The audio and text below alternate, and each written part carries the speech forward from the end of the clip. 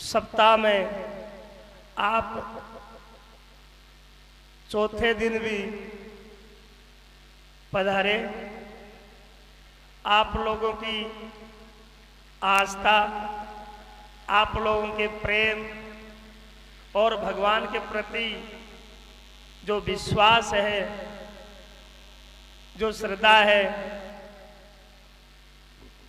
उस श्रद्धा को मैं प्रणाम करता हूं और इस व्यासपीठ से आप सभी महानुभावों का खूब खूब हार्दिक अभिनंदन करता हूं। सज्जनों,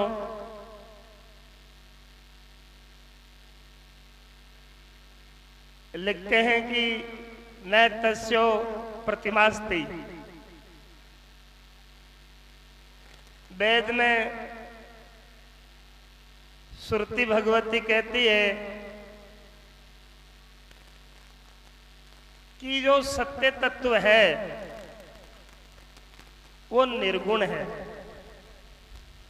निराकार है, उसकी कोई प्रतिमा नहीं है,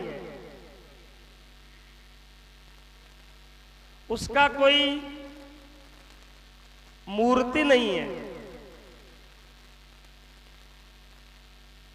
वो अनंत है, व्यापक है,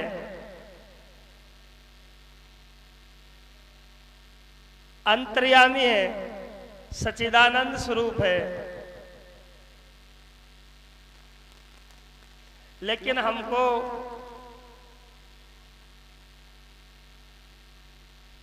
कथा में साकार रूप से बताया जा रहा है कि भगवान का आज प्राकट्य है, आज जन्मोत्सव है।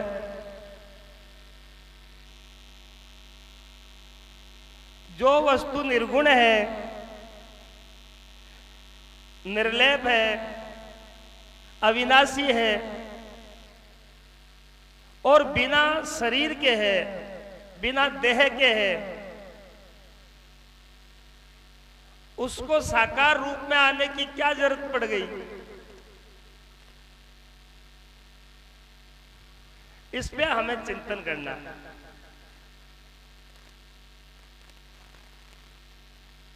भगवान अवतार क्यों लेते हैं? भगवान संसार में क्यों उतरते हैं?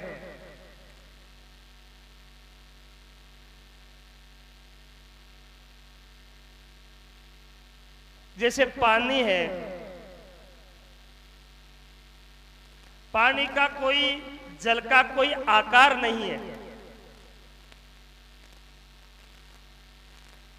लेकिन उसी जल को यदि हम किसी कटोरी में रख दें और कटोरी को किसी फ्रीज में रख दें तो उसका बर्फ का पुतला बन जाता है। जल को, पानी को हम पकड़ नहीं सकते, लेकिन वही पानी, वही जल जब उसका बर्फ रूप हो जाता है तो हम आराम से हाथ में ले लेते हैं। ऐसे ही ये मन उस निर्गुण परमात्मा को समझ नहीं सकता, उस निराकार तत्व को जब अनुभूति नहीं लेता है तो उन भक्तों की श्रद्धा से, उन भक्तों के प्रेम से, उस धर्म की रक्षा के लिए, गो के लिए, ब्राह्मण के लिए, धर्म के लिए, इस प्रेम रूपी कटोरी में, श्रद्धा रूपी कटोरी में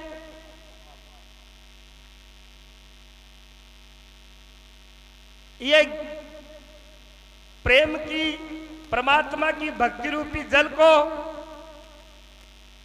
जब कभी निष्ठा रूपी फ्रीज में रख दिया जाता है तो वो परमात्मा, वो ईश्वर जैसे बर्फ बनने के बाद भी जली है।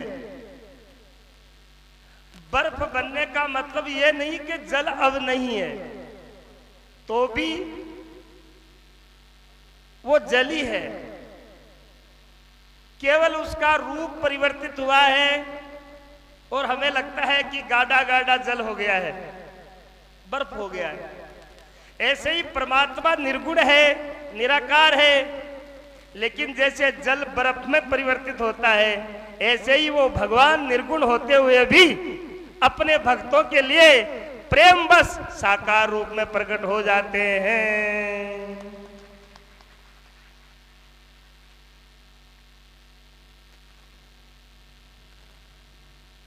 अब हमारा देखने का तरीका, समझने का तरीका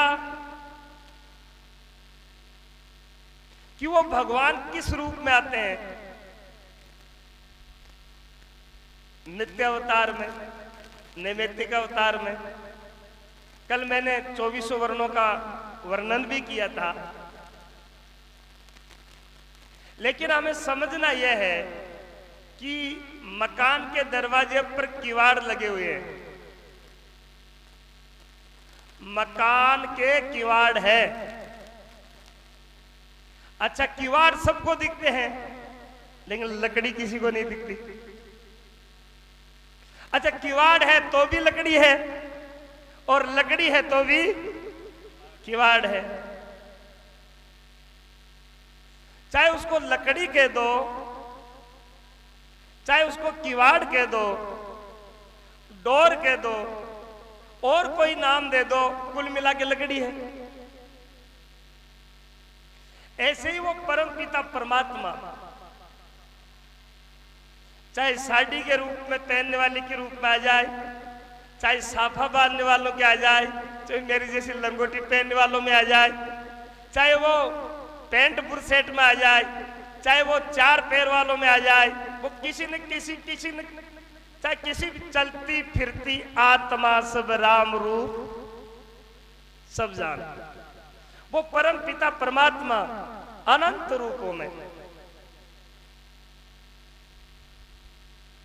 जैसे आप लोग जितने कपड़े पहन रखे हो, किसी का नाम साड़ी है, किसी का नाम ओढ़नी है, कोई धोती पहन रखा है, कोई कमीज पहन रखा है, कोई साफा पहन रखा है, अच्छा कोई पैंट पहन रखा है, कोई बुरसेट, कोई कुर्ता, कोई पैजामा, कुल मिला के कपास है। कपास से बाहर कोई चीज नहीं है। चतुर्जुला है तनिया ताना, बुनिया वस्त्र बहुत सुहाना, एक ही ताना एक ही बाना, सबसे सूत लगाया है, अब पाया है मेरा सतगुरु भेद बताया है। अच्छा, सोने का चाहे बोर हो, चाहे हार हो, चाहे कंगन हो, चाहे अंगूठिया हो, चाहे वो कान का हो, चाहे नाक का हो, हमें देखने में अलग अलग तरीका है, लेकिन यदि तत्व की दृष्टि से देखा जाएगा तो कुल मिला के सोना ही है। सोना जेवर घड़े सुनारा, भात भात सब न्यारा न्यारा, जब मैं बेचन गई बाजारा, भाव बराबर आया है, अब पाया है मेरा सतगुरु भेद बताया है।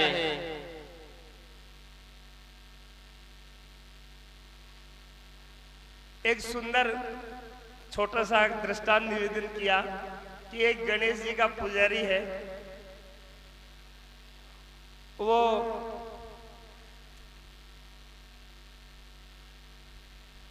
अकाल पड़ गया, गरीबी आ गई, तो जब परिस्थिति खराब आई है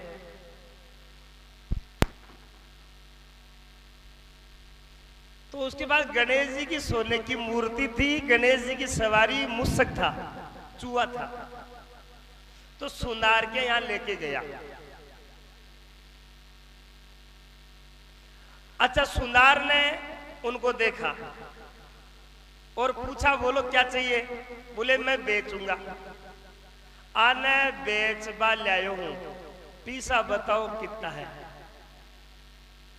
सुनार ने कहा गणेश जी की मूर्ति का 5,000 रुपया है और ई चुआ का 25,000 रुपया है।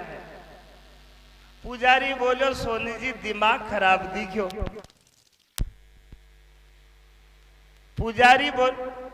पुजारी सुनार ने कहे है कि सोनी जी दिमाग खराब दिखो। बोला क्यों?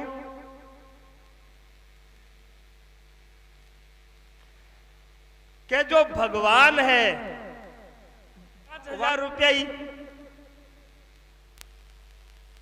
और जो सवारी है भी का 25,000 रुपया।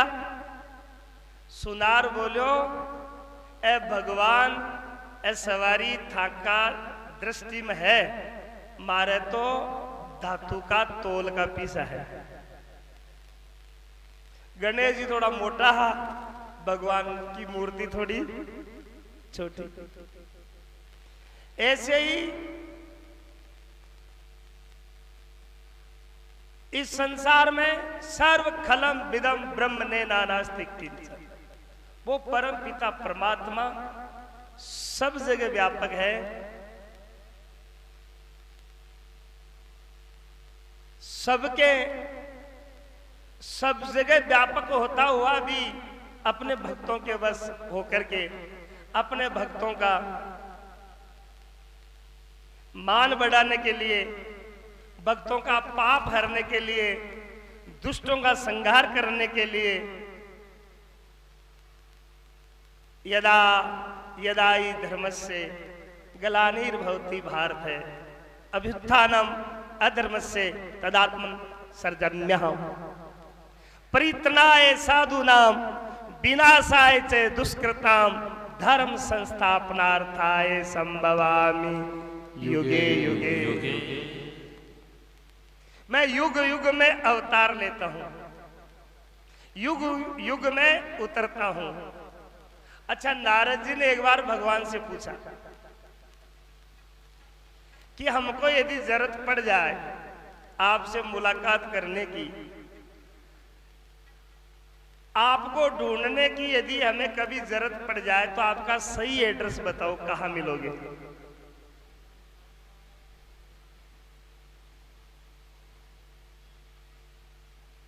तो भगवान ने जवाब दिया, ना हम बसामी बेकुंठे न योगी न हृदय नचे मम भक्ता यत्र गायन्ति तत्र तिष्ठामि नारद। हे नारद जी, मैं बैकुंठ को भी छोड़ देता हूं, बैकुंठ में भी नहीं मिलता। ना हम बसामी बैकुंठे न योगी हृदय नचे, और योगियों के हृदय से भी चुर जाता हूं। पर मम भक्ता यत्र गायन्ति, जहां पर मेरे भक्त, जहां पर मेरे प्यारे